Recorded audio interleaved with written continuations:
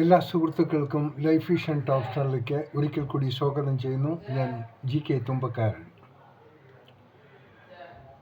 ഈ വീഡിയോ പ്രധാനമായി ഹൈലൈറ്റ് ചെയ്യുന്നത് മിസ്റ്റർ റോയിയെക്കുറിച്ചാണ്. ഒരു ദിവസം മുൻപേ ആത്മഹത്യ ചെയ്തു എന്ന് പറയപ്പെടുന്ന കോൺഫിഡൻറ്റ് ഗ്രൂപ്പിൻ്റെ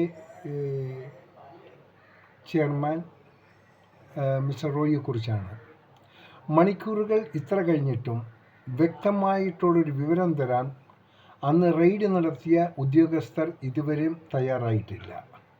എൻ്റെ കഴിഞ്ഞ വീഡിയോയിൽ പറഞ്ഞതുപോലെ ഇത് യഥാർത്ഥത്തിൽ അവരാണെങ്കിൽ അതിനെ റിപ്പോർട്ട് തരണം. അതല്ല വല്ല കൊട്ടേഷൻ ടീം വല്ലയാണോ ഈ ID കാർഡും ഈ ഡ്യൂപ്ലിക്കേറ്റ് സംവിധാനമായി അവിടെ എത്തിയത്? സ്വാഭാവികം. അങ്ങനെ പല കേസുകളും ഇവിടെ സംഭവിച്ചിട്ടുണ്ട് ഇന്ത്യയിൽ. സോ ഇതിന് പൊതുജനത്തിന് ഇതിൻ്റെ യഥാർത്ഥ വസ്തുത എന്താണ് അറിയണമെന്നുള്ള ആഗ്രഹവും ഉള്ളതാണ്.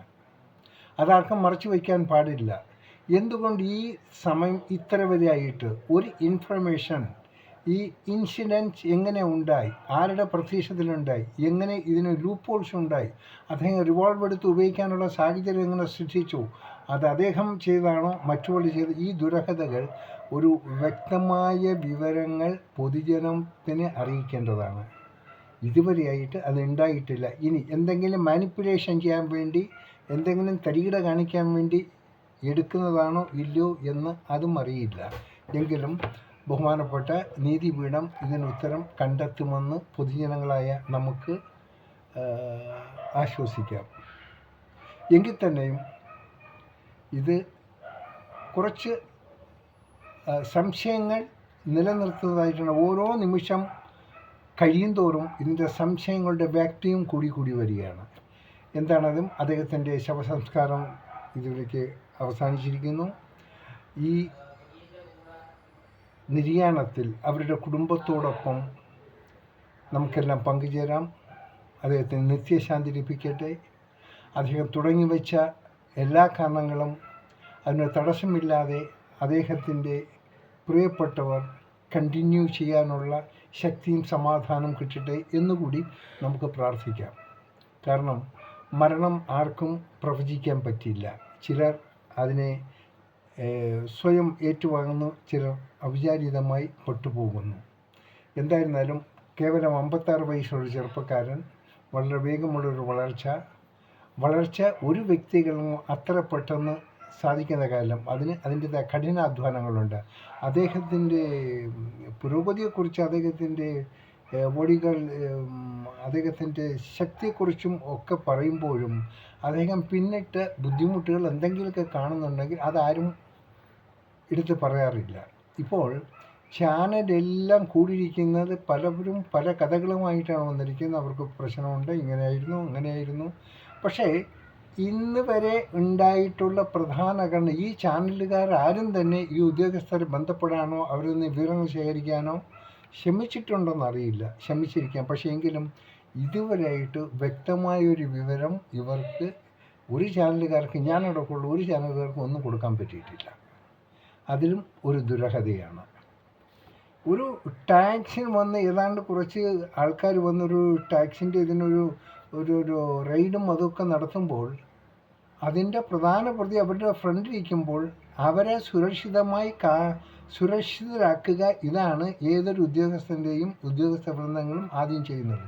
എന്തുകൊണ്ട് ഇങ്ങനെ ഇയാളെ ഫ്രീ ആയിട്ട് അങ്ങ് വിട്ടു? റൂം തുറക്കാൻ അനുവദിച്ചു, അതിൻ്റെ റിവോൾവർ തുറക്കാൻ അനുവദിച്ചു. ഇതെല്ലാം കഴിഞ്ഞിട്ടാണ് അദ്ദേഹം ഇതറിയുന്നത്. ഇദ്ദേഹം കയറിയ റൂം അകത്തുനിന്ന് ലോക്ക് ചെയ്ത്. How it's happen is very bad. വളരെ മോശമാണ്. ഇങ്ങനെ ഉണ്ടാകാൻ പാടില്ലായിരുന്നു.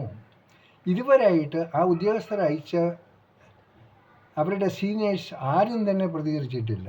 ഇത് ചിലപ്പോൾ രാഷ്ട്രീയ നിറം കൊടുക്കുന്നവർ കാണും, അല്ലാത്തവർ കാണും, പല ആരോപണങ്ങൾ കാണും, പലതും ഒക്കെ കാണും. പക്ഷെ എങ്കിലും ദുരൂഹതകൾ ഇപ്പോഴും അതേപോലെ ആ സ്ഥാനത്ത് തന്നെ നിൽക്കുകയാണ്. റോയി മരിച്ചു. ഇതുപോലെ പല റോയിമാരും മരിച്ചിട്ടുണ്ട്. അവരുടെ ശേഷമുള്ള ഇത് എല്ലാം വായുവിലാണ്.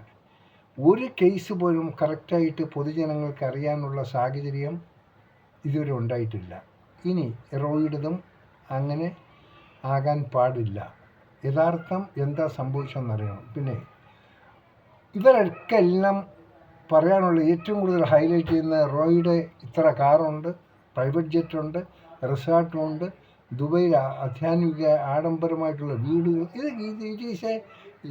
ഇതൊക്കെ ഒരു വാർത്തയായിട്ട് കൊടുക്കുന്നതിന് നാണക്കേടാണ്. പോരെ ഈ ഷാൾ അവരുടെ പേഴ്സണൽ സ്വത്വത്തിലാണ് bank that is government taxation people is there. അവർ നോക്കിക്കോട്ടെ.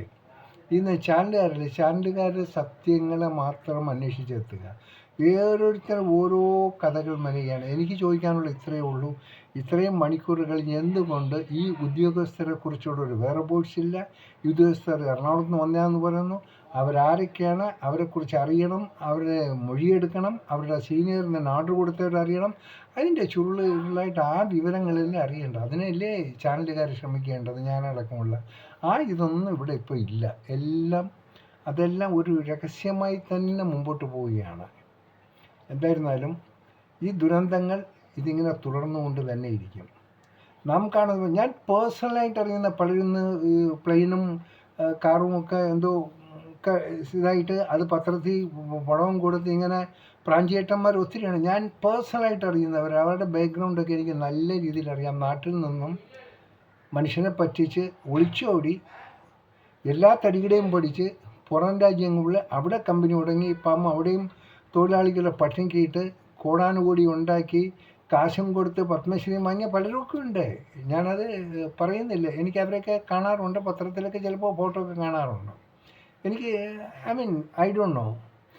എന്തായാലും ഇങ്ങനെ ഞാനിപ്പോൾ റോയി പ്രാഞ്ചിയേട്ടനൊന്നും പറയില്ല, ആരും അങ്ങനെയൊന്നും പറയില്ല. പക്ഷേ ഇന്ന് ജീവിച്ചിരിക്കുന്ന ചില പ്രാഞ്ചിയേട്ടന്മാർ എൻ്റെ കാശ് കൊടുത്ത് പത്മശ്രീയൊക്കെ വാങ്ങിയെന്നൊക്കെയാണ് കേൾക്കുന്നത്. അതിന് ഏറ്റവും വലിയ ഉദാഹരണം ഈ ഇടയ്ക്കൊക്കെ ചില ഡിക്ലറേഷൻ ചെയ്തല്ലോ, ചില പ്രാഞ്ചിയേട്ടന്മാർക്ക് പത്മശ്രീയൊക്കെ കൊടുത്തല്ലോ. അതുകൊണ്ട് ഞാൻ ഒന്നുകൂടി പറയുന്നു, ഈ ഇൻകം ടാക്സ് ഡിപ്പാർട്ട്മെൻറ്റോട് എന്തുകൊണ്ട് നിങ്ങൾ ഇതുവരെയായി ഇതിനെക്കുറിച്ചുള്ള ഒരു വ്യക്തത പൊതുജനങ്ങൾക്ക് കൊടുക്കുന്നില്ല? അത് കൊടുക്കണം. അത് കൊടുക്കാത്തോളം കാലം നിങ്ങൾ സംശയം മുറി നിൽക്കുകയാണ്. ഇത് മറ്റാരുടെയെങ്കിലും ഒരു പ്രഷറൈസ് കൊണ്ട് നിങ്ങളിതിന് ശ്രമിച്ചതാണോ, അബദ്ധത്തിന് ഇങ്ങനെ കയ്യബദ്ധം പറ്റിയതാണ് എന്നൊക്കെ ജനങ്ങൾ അറിയണം, അറിയിച്ചിരിക്കണം. ഇത് ഞങ്ങൾ പൊതുജനങ്ങളായ നമുക്കറിയേണ്ട റൈറ്റ്സ് ഉണ്ട്. ഒരിക്കൽ കൂടി ശ്രീ റോയിയുടെ കുടുംബാംഗങ്ങൾക്ക് ഈ ദുഃഖത്തിൽ ഞങ്ങളെല്ലാം പങ്കുചേരുന്നു. നമുക്കെല്ലാം പങ്കുചേരാം. അവർക്കുണ്ടായ നഷ്ടം അത് സഹിക്കാനുള്ള മനസ്സ് അതിൻ്റെ ശക്തി അവർക്കുണ്ടാകട്ടെ എന്ന് നമുക്ക് പ്രാർത്ഥിക്കാം. കാണാം വീണ്ടും മറ്റൊരു വീഡിയോയിലൂടെ. Thank you.